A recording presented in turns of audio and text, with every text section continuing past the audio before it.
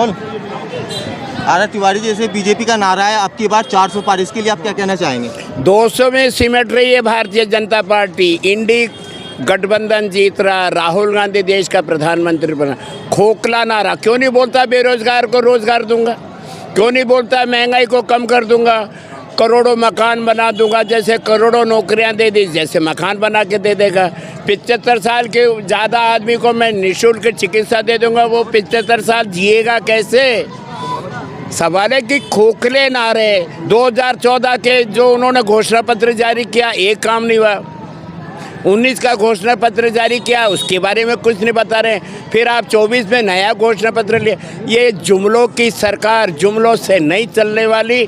देश के तमाम करोड़ों हिंदू, मुसलमान, सिख, ईसाई, जैन, पारसी सब ने सोच लिया ये मोदी जुमलों का बादशाह है। देश का टेलीविज़न सर्वे जो दिखा रहा है वो मोदी 200 के नीचे सिमट रहा है। बीजेपी तो ख़त्म हो गई, अब तो मोदी पार्टी है। किसी भारतीय जनता पार्टी वाले से पूछो कौन जीतेगा? मोदी जीतेगा। अरे मोदी जीतेगा, बीजेपी जीतेगी। मैं कह रहा हूँ कांग्रेस जीतेगी तो राहुल गांधी हमारा नेता बनेगा। राहुल गांधी कोई पार्टी है क्या? मोदी कोई पार्टी है क्या? मोदी खा गया। शाह और मोदी ने भारतीय जनता पार्टी को निगल लिया। मैं खुलेआम कह रहा हूँ, जो अटल बिहारी वाजपेयी की भारतीय जनता पार्टी, दीनदयाल उपाध्याय की भारतीय जनता पार्टी, श्यामा प्रसाद मुखर्जी की, वो कहाँ है? अब की बार मोदी सरकार, मोदी ये मोदी ने भारतीय जनता पार्टी को निगल लिया और खुद आगे आ गया।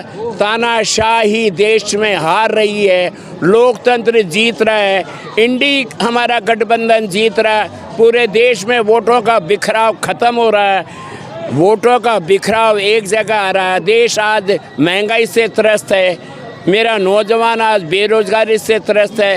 ये नौजवान ही भारतीय जनता पार्टी या मोदी सरकार को हराएगा और फिर देश में लोकतंत्र कायम होगा। ये सरकार जो बनेगी वो हिंदू की भी है, वो सिख की भी है, वो मुस्लिम की है, वो पारसी की है, वो बौद्ध की है। ये सरकार सतरंगी बनने वाली है। 2024 का 4 जून एक इतिहास बनाएगा।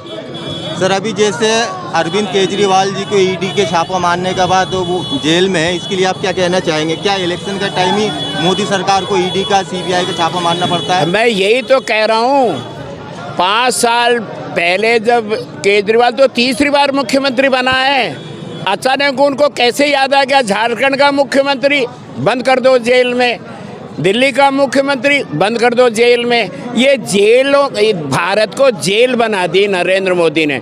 जो विपक्षी दल बोलता है उसको जेल में, उसको ईडी का छापा, उस पर सीबीआई का छापा, उस पर इनकम टैक्स का छापा। ये पूरा देश का लोकतंत्र आज जेल में बंद है। और 4 जून का दिन जो आएगा 2024 का, फिर एक हंसी लेकर के आएगा, एक नफरत के वातावरण को जीत करके फिर प्यार का संदेश लेके आएगा। ये भारत खुला है, खुला रहेगा, लोकतंत्र फिर जीतेगा और हिटलर शाही हारेगी।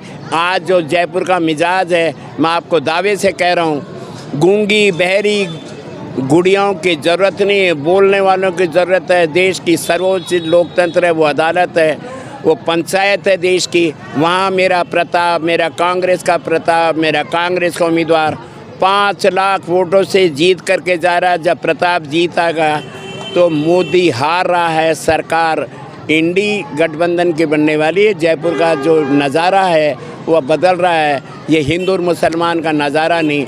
मेरा नौजवान कह रहा है मैं वोट उसको दूंगा जो रोज़गार की बात करेगा। मेरा नौजवान कह रहा है मेरी माँ बाप के रसोई का खर्चा जो कम करेगा मैं वोट उसको दूंगा।